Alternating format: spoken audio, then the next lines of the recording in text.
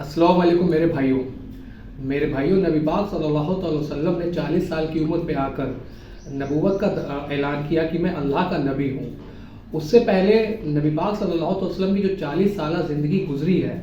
उसके अंदर सारे अहले मक्का आप सल्लल्लाहु अलैहि वसल्लम को अमीन और सादिक कहा करते थे। वो कहते थे कि मैंने इनसे ज़्यादा कोई भी सच्चा शख्स नहीं देखा, मैंने इनसे ज़्यादा कोई भी अमानतदार शख्स नहीं देखा। पूरा मक्का नबी पाक सल्लल्लाहु अलैहि वसल्लम की तारीफ़ों के पुल बांधता था कि ये बहुत ही नेक, बहुत ही सच्चे और बहुत ही ईमानदार इंसान है। दिन रात नबी पाक सल्लल्लाहु अलैहि वसल्लम की तारीफ़ किया करते थे ये अहले मक्का।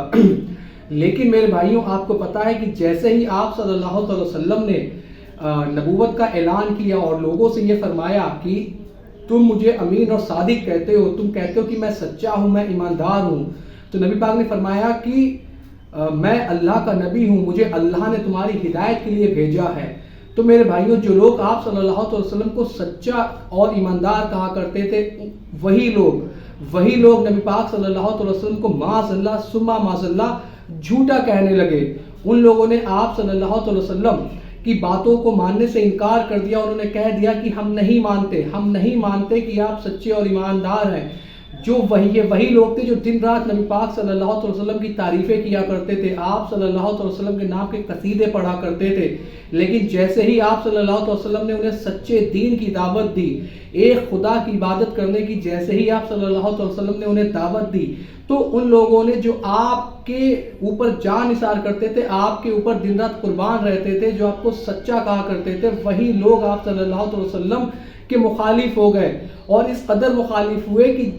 आप सल्लल्लाहु अलैहि वसल्लम को माज़अल्लाह सुम्मा माज़अल्लाह कत्ल करने की साजिशें करने लगे।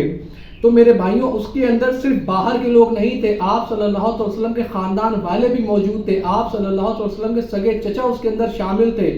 मेरे भाइयों, आप सल्लल्लाहु अलैहि वसल्लम ने जब ताइफ के अंदर तबलीग की है तो ताइफ वालों ने आप सल्लल्लाहु अलैहि वसल्लम के ऊपर इतने पत्थर बरसाए कि आपकी जूती मुबारक खून के अंदर डूब गई। मेरे भाइयों, जब भी कोई शख्स सच्चे दीन पर चला है, जब भी कोई शख्स अल्लाह के बताए हुए दीन पर चला है, तो उसके सामने ये मुश्किलात आई हैं और ये मुश्किलात नबी पाक सल्लल्लाहु अलैहि वसल्लम से लेकर आज तक जारी हैं और क़यामत तक ये सारी मुश्किलात जारी रहेंगी। मेरे भाइयों, जिस तरीके से नबी पाक सल्लल्लाहु अलैहि वसल्लम को जो लोग सच्चा और ईमानदार कहा करते थे, जब नबी पाक ने उन्हें बताया कि मैं अल्लाह का नबी हूँ, वही सारे लोग मुकर गए, वही सारे लोग उन्हें माज़अल्लाह झूठा कहने लगे। ऐसे ही मेरे भाइयों, मेरे आसपास मेरे कितने ऐसे साथी हैं कि जिन लोगों की ये लोग तारीफ़ें किया करते थे कि ये मेरा शेर है, इसे बहुत ज़्यादा इल्म है, इसके आगे तो कोई नहीं टिकता, बड़े तारीफ़ों के पुल बांधा करते थे। लेकिन जैसे ही हमने और हमारे चंद लोगों ने उनके कुछ नज़रियात से इख्तिलाफ़ किया, उनके कुछ अक़ायद से इख्तिलाफ़ किया, तो हम लोगों के सामने भी उसी तरीक़े की चीज़ें जो है वो सामने आने लगी। मेरे भाइयों, हम लोगों के साथ कुछ ऐसे लोग हैं जिन्होंने अपने घरों को छोड़ा, किस लिए कि नबी पाक सल्लल्लाहु अलैहि वसल्लम के सच्चे दीन पर चलने के खातिर उन्हें यह सज़ा दी गई कि उन्हें घर छोड़ने पड़े। मेरे भाइयों, एक शख्स ने अपनी नौकरी को छोड़ा, किस वजह से कि वो नबी पाक सल्लल्लाहु अलैहि वसल्लम के दीन पर चल रहा था, उनके बनाए हुए दीन पर नहीं चल रहा था, उनके मन घड़त दीन के ऊपर नहीं चल रहा था। मेरे भाइयों, लोगों को हाथ पकड़कर मस्जिद से बाहर निकाल दिया गया कि नहीं, तुम यहाँ पर नमाज नहीं पढ़ सकते क्योंकि तुम हमारे मसलक को नहीं मानते, तुम उस तरीक़े को नहीं मानते, तुम उस तरीक़े से नमाज नहीं पढ़ते जिस तरीक़े से हम पढ़ा करते थे। मेरे भाइयों, खुद मुझे ये धमकियाँ दी गई कि तुम्हें मस्जिद में नमाज नहीं पढ़ने दी जाएगी। मेरे भाइयों, यहाँ से सीधी बात समझ में आती है कि जब भी कोई शख्स उस दीन पर चलेगा जो नबी पाक सल्लल्लाहु अलैहि वसल्लम ने दीन हमें दिया है, उस शख्स के सामने परेशानियाँ आएंगी, मुसीबतें आएंगी। लेकिन जिस तरह नबी पाक सल्लल्लाहु अलैहि वसल्लम ने उस दीन की तबलीग करी, वो दीन हम तक आया, उसी तरीके से हम लोगों को भी उस दीन पर चलना है और साबित कदम रहना है, चाहे जितनी भी मुखालफत हो जाए। मेरे भाइयों, कुछ वक्त पहले जो रफ़ीलदैन वाले लोग थे हमारे आसपास के एरियो में, वो गिनती के लोग थे, लेकिन इन लोगों की मुखालफत जारी थी, इन लोगों की कंपेन जारी थी हम लोगों के खिलाफ। लेकिन आज अल्हम्दुलिल्लाह लोग जो है वो सच को कबूल कर रहे हैं, सच की तरफ आ रहे हैं। आप इनकी मुखालफत से ना डरें, ये आपको कुछ भी कहते रहे, कुछ भी सुनाते रहे, आपको गालियां दें, आपका हाथ पकड़ कर ये मस्जिद से बाहर निकाल दें, आपको ये घर से निकाल दें, لیکن آپ کو اس دین پر چلنا ہے جو دین نبی پاک صلی اللہ علیہ وسلم نے ہمیں دیا، اس طریقے کو اڈاپٹ کرنا ہے جو طریقہ آپ صلی اللہ علیہ وسلم نے ہمیں دیا۔ آپ کو مرنے کے بعد کسی عالم کو، کسی مفتی کو جواب نہیں دینا، اللہ رب العالمین کو جواب دینا ہے۔ ہماری شفاعت کوئی عالم یا مفتی یا کسی مسلک کا مجدد نہیں کرائے گا، ہماری شفاعت آپ صلی اللہ علیہ وسلم جو ہے وہ کروائیں گے۔ تو ہمیں اللہ اس کے رسول کو راضی کرنا ہے، نہ کہ کسی مفتی، مولوی یا عالم کو۔ میرے بھائیوں، آج حال یہ ہو چکا ہے کہ جن عمل کو یہ لوگ جائز کہتے ہیں، جیسے رفع الیدین کو، لیکن اگر ان کے ہاں کوئی کرنے لگتا ہے تو یہ سمجھتے ہیں کہ یہ ان کا سب سے بڑا دشمن ہے۔ انہیں لگتا ہے کہ رفع الیدین کوئی نئی چیز ہے، رفع الیدین کوئی ایسی چیز ہے کہ ہمارا دین، ہمارا مسلک خطرے میں آ جائے گا۔ لوگ کیا کہیں گے کہ دیکھو تمہارا بیٹا یا تمہارا بھائی یا تمہارا بھتیجا رفع الیدین کر رہا ہے، اسے روکتے کیوں نہیں، یہ تو غیر مقلد ہو گیا۔ ان کے یہاں رفع الیدین کا مطلب ہوتا ہے غیر مقلد، جبکہ انہیں نہیں پتا کہ رفع الیدین کا مطلب ہے آپ صلی اللہ علیہ وسلم کی سنت مبارکہ، وہ بھی وہ سنت جو آپ صلی اللہ علیہ وسلم نے ساری زندگی جاری اور ساری رکھی۔ کتنے تمام صحابہ نے اس سنت کو زندہ رکھا، خلفائے راشدین نے اس سنت کو زندہ رکھا، لیکن نہ جانے کیسے ان لوگوں کے دلوں میں یہ سنتوں کے لیے نفرت آ گئی، اپنے مسلک میں یہ اتنے اندھے ہو گئے کہ انہوں نے سنتوں کی مخالفت کرنا شروع کر دیا۔